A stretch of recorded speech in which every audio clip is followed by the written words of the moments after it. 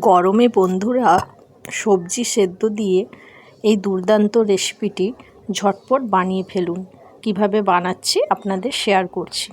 দেখুন, যা সবজি থাকবে এইভাবে সব নিয়ে নেবে। আমার কাছে কুমড়ো, কুঁদরি, বেগুন, আলু ছিল, তাই আমি এইগুলো দিয়েই করছি। আপনাদের কাছে যা সবজি থাকবে এইভাবে সেদ্ধ করে নেবেন। পরিমাণ মতো জল দিয়ে দেবেন, সেদ্ধ করার মতো, দিয়ে প্রেসারের ঢাকাটা লাগিয়ে দেবেন।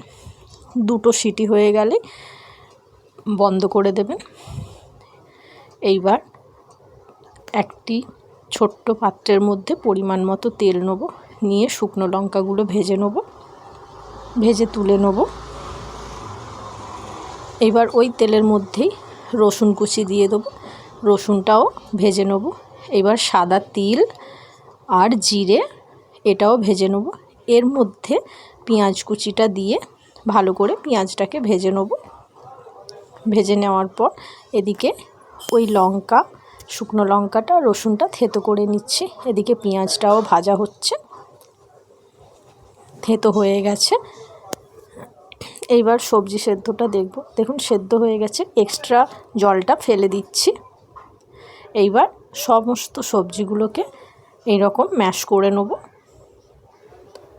ভালো করে ডাল কাটার সাহায্যে সুন্দর করে ম্যাশ করে নেব, যতটা ঘাটা যায়।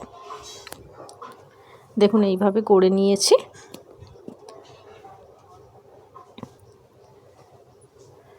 ভালো করে ঘেটে নিলাম।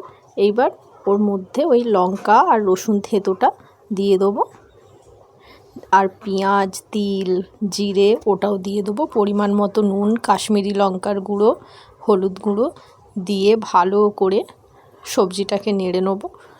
কোনো রকম ঝামেলা নেই,